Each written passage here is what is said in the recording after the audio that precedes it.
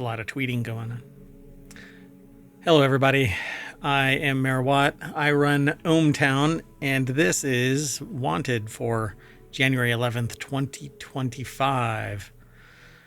And along with the sentient AI, we're going to talk about these 5 articles: a powerful desk charger, smart sprinklers, a tiny robot cat, a 6-legged lamp, and a fuzzy sloth baby.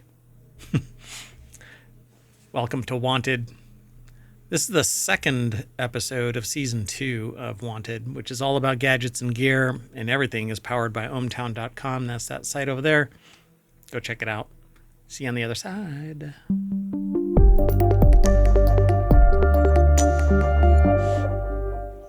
Suddenly I got sniffly.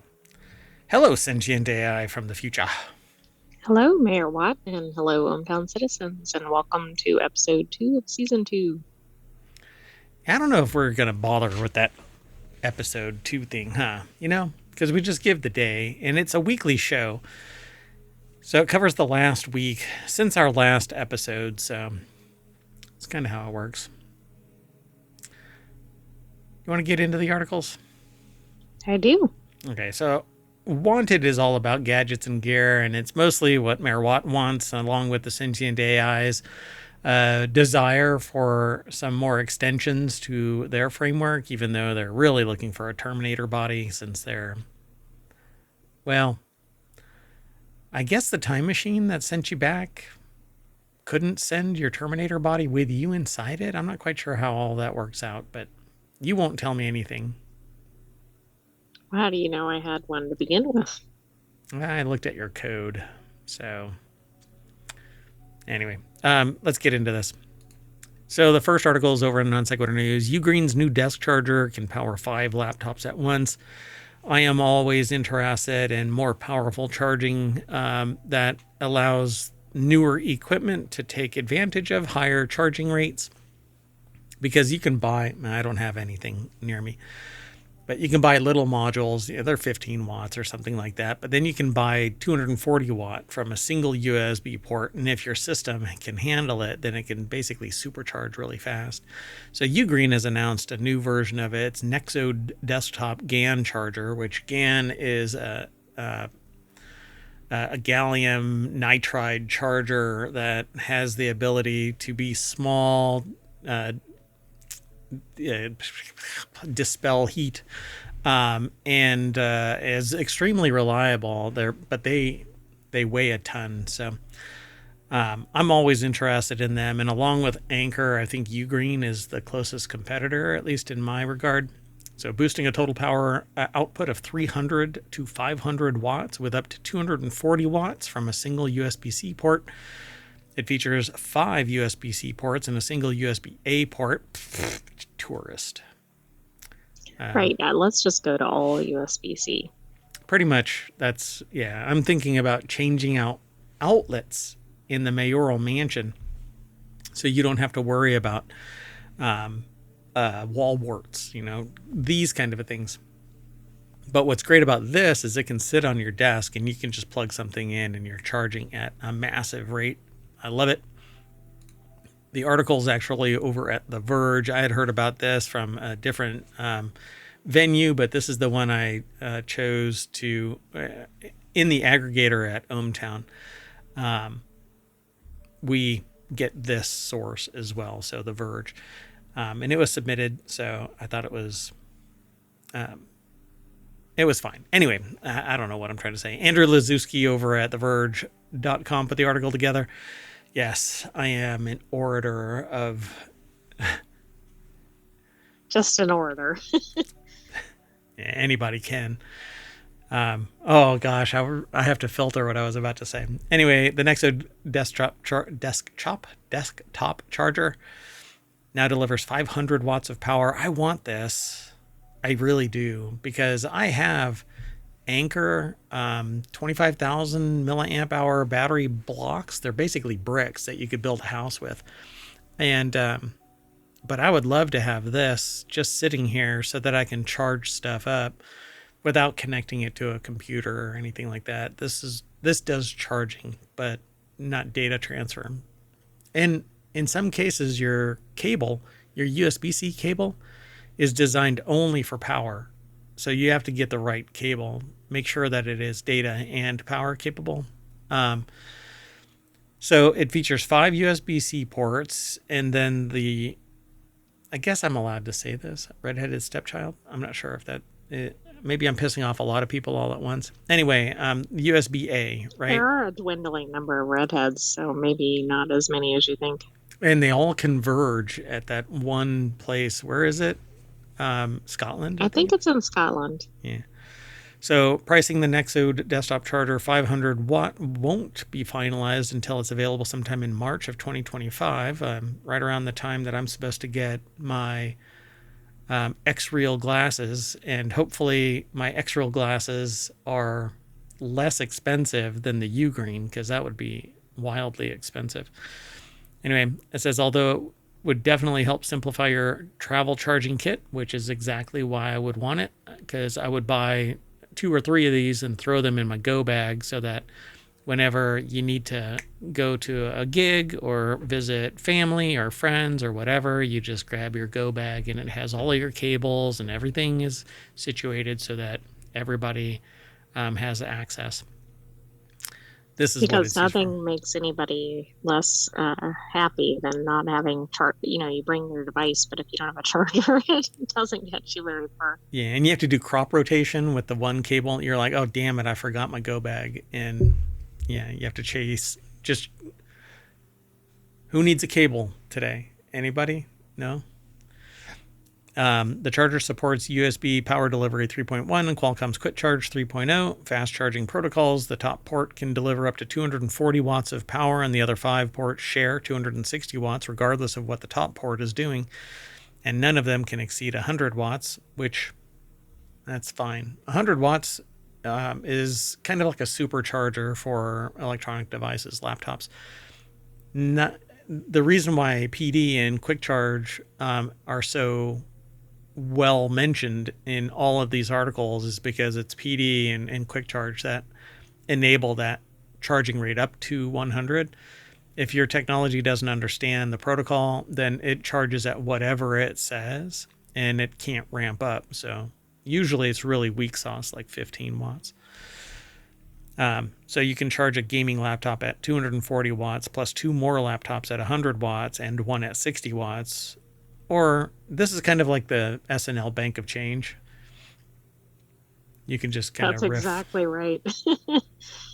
So without a screen, this might be another multi-port charger in need of a cheat sheet to keep track of which port to use. Yeah. Like my Anker power bricks, they have a little screen that say what's activated and how much total power is available. Oh, that might be why they put that comment in. Yep, that's exactly it. In fact, it says Anker Prime Charger Desktop USB-C GAN Charger has a little screen on it. So that's the URL that is over at The Verge. All right, let's keep going, though. Sound good? Unless you wanted to say something about this. No, but I think we need multiples of these for the mayoral mansion. I agree. In fact, I've taken to getting an extension cord that has USB-C embedded in the extension cord so that you can plug into an outlet, because not everything where you sit in the mayoral mansion isn't necessarily convenient. And when you spend a lot of time mobile, because the mansion is acres in size, you sometimes go, oh, this is inconvenient to be plugged in. And then you lose a bunch of power, and then you're not quite sure, are you ready for prime time? No, not necessarily. All right, well, let's keep on going. This next article is over in Non Sequitur News. AIPER, or AIPER? I'm not sure how to pronounce it. AIPER? AIPER. AIPER's smart sprinkler limits its spray to a map of your lawn. Now, this thrills every pedestrian going by the mayoral mansion. True, because normally I program these things. Well, I have the groundskeeper. Excuse me. I have my people speak to the people who are notified. You must aim the sprinklers directly at anybody who might trespass on the mayoral mansion.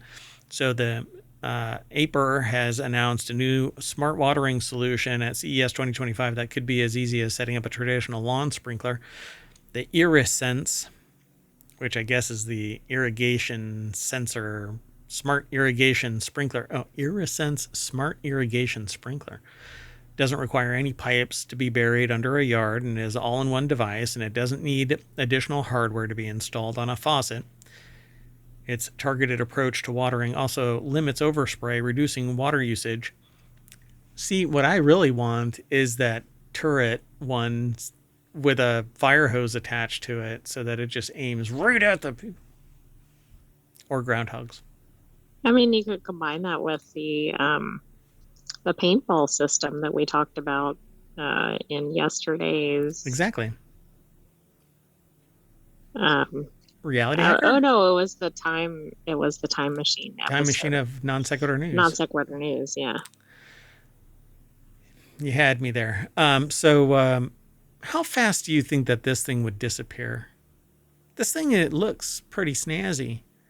It's way too sexy to just be left alone. I Somebody's feel gonna like it come would, but if you had other things like the paintball deterrent system, maybe it would be untouched. Yeah, put one on top of the other. Hey, I was getting hit by a sprinkler, and then bear repellent paintballs were hitting me. Anyway, it's a $400 sprinkler. It includes a 33-foot long waterproof power cord that needs access to an outlet, but you'll need to provide a standard garden hose long enough to reach a faucet. Installation and setup takes about 15 minutes, according to Aper, and you basically map out your yard, and then it will change the power of the spray so that it sprays your yard. I mean, that's pretty smart. It's pretty damn smart, but $400, that baby's going to disappear, so you might as well attach some tracker to it. Well, and you can put it in your backyard. Why are you mentioning my backyard? What? Anyway, IriSense sprinklers routine can be scheduled through the mobile app, but for additional conservation and to prevent overwatering, it can also take into account the weather. There's a sensor. So this thing has to sit in your yard. It just kind of sits there. Hey, I'm here. Right. I mean, but think how much money you're probably going to save in terms of overwatering. I suppose. And if it does aim that far out, it says the sprinkler's blast can reach 39 feet. So for the mayoral mansion's grounds, we would need thousands of these. I don't know. Anyway, there's a sensor on the sprinkler itself, as well as a separate soil sensors that can track moisture levels. If the lawn is still properly hydrated from a recent rain, scheduled waters will be skipped. So this thing is smart, wicked smart. Well, you know what else it'll save people from having to do is run outside at inconvenient times to stop it from going if it's a normal sprinkler system. Like when it's raining and the sprinklers are going off or something. Yeah, you don't have to mess with it. Now here is the kicker. You can have multiple IriSense sprinklers that can be installed and automated to expand the coverage areas, and they can be used to dispense liquid fertilizers and pesticides. Dude, that's pretty good. The sentient AI is wincing at the idea of automatically spitting out fertilizers. Yeah, but it is good because it's at least limited to your lawn, right? And not spraying people walking by or something. But still a little concerning because there could be animals in the yard or something. So fertilizers are usually all natural. They're even though they're chemical in nature, they're still natural in their chemistry. Pesticides, on the other hand, are not discriminating. So kids, animals, and pests. Your pest isn't somebody else's pest. So, all right, let's keep on going though. So in a nutshell, I want this because I want to be able to cover at least 39 feet of reach in a given area around the mayoral mansion. I suspect if these were active during the LA fires, these would have wetted the yard enough to keep it at Interesting. least 39 feet away. And we don't have any affiliation with Iridescence, but I agree. Huh. That isn't, as long as you have water pressure. Huh. I'm going to have to look into that. All right, let's keep going. The next article is over on Late Night Geeks. This tiny robot cat will blow on your coffee to cool it off. I will too if you pay me enough. Yukai Engineering's parade of weird animal robots at CES 2025 continues with the Nikojita Fufu. Yes, I'm a grown person and I am saying Nikojita Fufu. I mean, the name makes it sound cute. The little cat mounts on the side of your mug and blows air to cool it off, which is kind of the antithesis of hot coffee. If you want cool coffee, then drop some ice cubes in it. You're already not discriminating enough about the temperature of your coffee and its taste. Tourist. Hot coffee or bust. Well, and then does the robot cat heat it back up? No. The Tokyo-based firm says that the robot combines a fan and a special algorithm or a fooing system to blow at random times to keep your coffee cool. Brian Heater over at TechCrunch.com put the article together. Yeah, Nikojita means cat tongue. Okay, you didn't comment on the author's name? Brian Heater. And the fact that this is a Yes. coffee cooling system. Yeah, sure.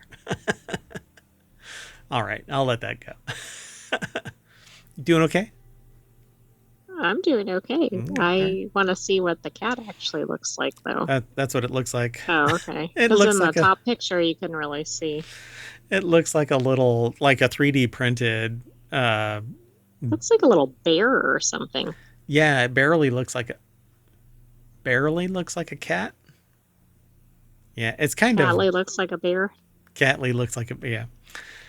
So Nikojita Fufu is a product of the same internal hackathon that gave the world Murami, a fuzzy little purse goblin that Yukai also unveiled at CES this week, although availed.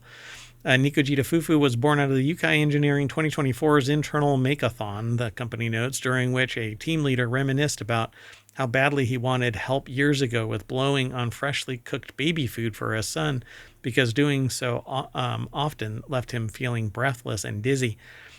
I'm not sure how old that person is or any other medical maladies they might have, but if you are breathless and dizzy from blowing on your baby food, Yeah, you might want to get a medical checkup.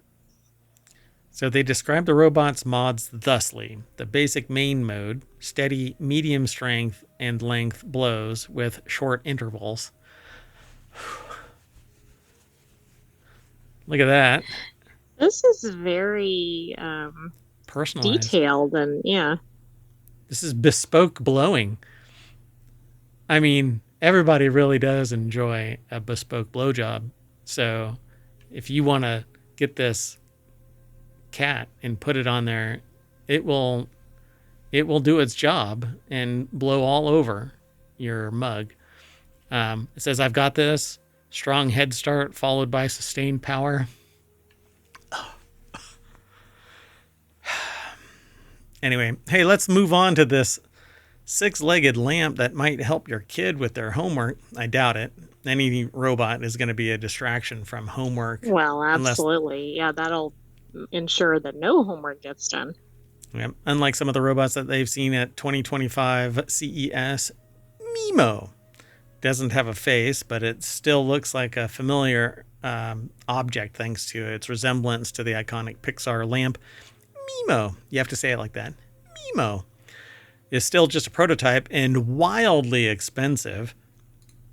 Let's go over to Carissa Bell over at Engadget.com. Mimo is meant to be... Oh, wait. Blah, blah, blah, blah. Mimo is meant to be a general-purpose AI robot, and honestly, this is just goofy.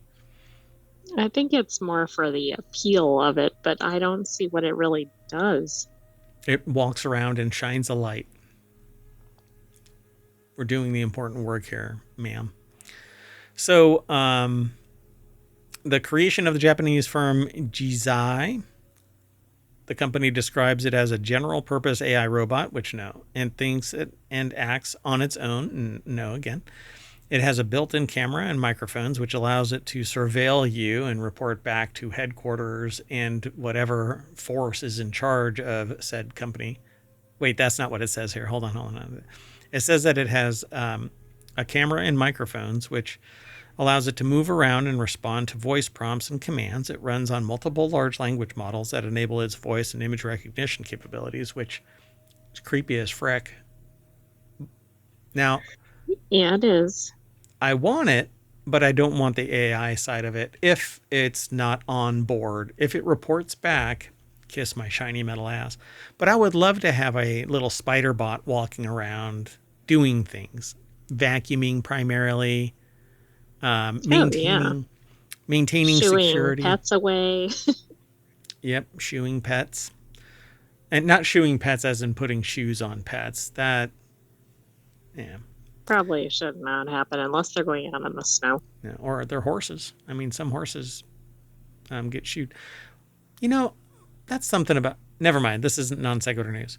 So when we saw it, and by we, I mean Engadget reporter Carissa Bell and et al., I guess, didn't show many signs of being autonomous. It mostly shimmied around the show floor and waved at people passing by, which was honestly kind of cute. Jizai's Yuji Oshima told the author that the company envisioned it as being useful for some childcare tasks, like reminding children to do their homework and then watching over them to make sure that they actually complete it, as opposed to, teaching your kids to just do your damn homework.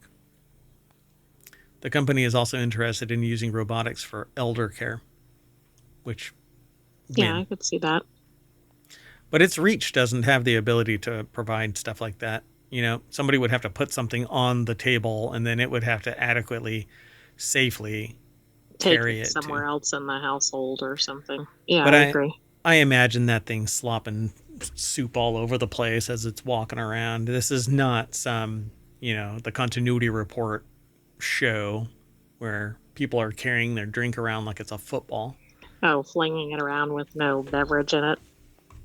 Yeah. All right, let's keep on moving. Our next article is over in... Oh, by the way, let me back up for a second. This thing is expensive. I thought that it was something like $5,000 for this table. I don't think wow. they don't have it. They don't have the price. Anyway, it says that there's a developer kit later this year and has opened a wait list where interested parties can sign up for updates. Yeah, I think I saw somewhere that the price is something like $3,000 or $5,000 for that tiny table. For the little, there's a smaller version of this. Then there's a bigger version of this.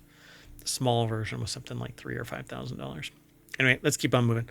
This next article and the last one for today's Wanted is in Technology Today, which is the show on Sunday. That's today, but later today, we've got a show called Technology Today. Right, we're doing a time machine episode right now. Yeah, I didn't actually say that, did I, at the beginning? It's a time machine. It's okay. Anyway, yeah.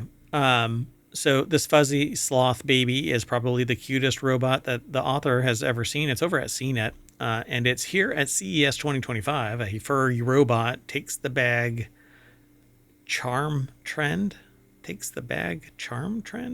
a whole new level while the fashion trend is on the rise. So, the bag charm trend, is this like something that you put on your bag? Or just like a bag that has charm to it. I'm not sure where they're going with that. Well, let's find out. So Katie Collins over at cnet.com put the article together. I got tongue-tied there. A furry robot takes the bag charm trend to a whole new level while the fashion trend is on the rise. This is a clunky deck statement. Anyway, Mirumi isn't just an adorable furry toy. It's also a robot. If you're an avid follower of fashion, you'll know that bag charms are having a moment right now. Most of these charms are gold chains with an assortment of tiny trinkets attached. It's kind of like the bracelet trend of yesteryear. So you're right. It is that. But what if you want to join in the trend while standing out? Consider this, a baby robot sloth that they got to see, in which they've now clipped to their bag to add flair and reduce stress throughout CES 2025. Why does it reduce stress? Marumi. Anytime people are around cute animals, that kind of goes in that direction, assuming the person thinks this is cute. See, for me, I like a emotional support grenade, but for whatever reason, they don't allow it as carrying. That really hasn't taken off. No, I mean, it'll blow up eventually, but anyway, Marumi from Japanese company Yukai Engineering is a fuzzy little robot that clings to the handle or strap on your handbag and steals glances at passersby as you go about your business. Why? To spark joy, of course. Now, who's joy? So this thing is like looking at you. It like turns its head and is like, hey, what's up? I guess so. This is pretty slick. I would want this just to freak people out because it'll move and people are like, the hell? Hey, did I just see your bag charm move? At first glance, it seems that Marumi is a simple robot, fairly simple robot, and it just rotating head. Spend a few minutes interacting with it, though, and it becomes clear that it's more than meets the eye. It's a transformer to the furry creature. It doesn't just move at random. Instead, it uses its internal sensors that scan its surroundings for people or objects, and once it spots something, it'll 8-mile focus. Right, hopefully it doesn't get that intense.